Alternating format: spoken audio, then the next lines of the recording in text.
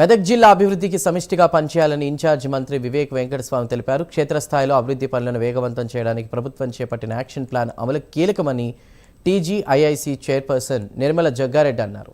ఇక మెదక్ కలెక్టరేట్లో నిర్వహించినటువంటి ప్రజాపాలన ప్రగతి ప్రణాళిక సన్నాహక సమావేశంలో ఉమ్మడి మెదక్ జిల్లా ఇన్ఛార్జ్ మంత్రి వివేక్ వెంకటస్వామితో కలిసి ఆమె పాల్గొన్నారు. ప్రభుత్వం రూపొందించిన యాక్షన్ ప్లాన్ ద్వారా ప్రజలకు అందుతున్న సంక్షేమ పథకాలు మరింత సమర్థవంతంగా అమలు కావాలన్నారు. ప్రతి శాఖ అధికారి సమయపాలన పాటిస్తూ అప్పగించిన బాధ్యతలను నిబద్ధతతో పూర్తి చేయాలని సూచించారు.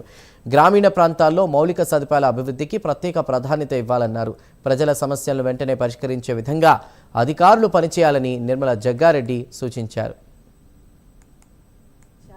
అధికారులందరూ కూడా నమస్కరిస్తూ, ముఖ్యంగా నా శాఖ పరంగా అయితే జిల్లాలో రైతులు ఇచ్చే భూములకి కంపెన్సేషన్ కాకుండా ఎకరానికి 120 గజాలు ఇవ్వమని వాళ్ళు రిక్వెస్ట్ చేస్తున్నారు. అది మరి ఇన్ఛార్జి మంత్రివర్యులకి దృష్టి తీసుకొస్తున్నా.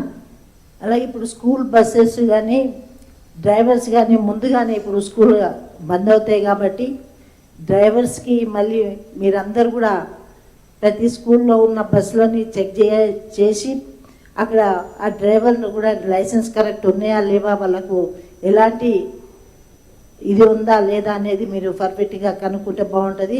స్కూల్ ఇన్సిడెంట్ అప్పుడప్పుడు జరుగుతూ ఉంటే బాధ అనిపిస్తుంది. బస్సులు కాలిపోవడం కానీ యాక్సిడెంట్ అవుతూ ఉంటాయి. అట్లాగే ట్రాఫిక్ వాళ్ళు కూడా దీన్ని అబ్జర్వ్ చేయాలి. ఇంతకుముందే చెప్పుకున్నాం.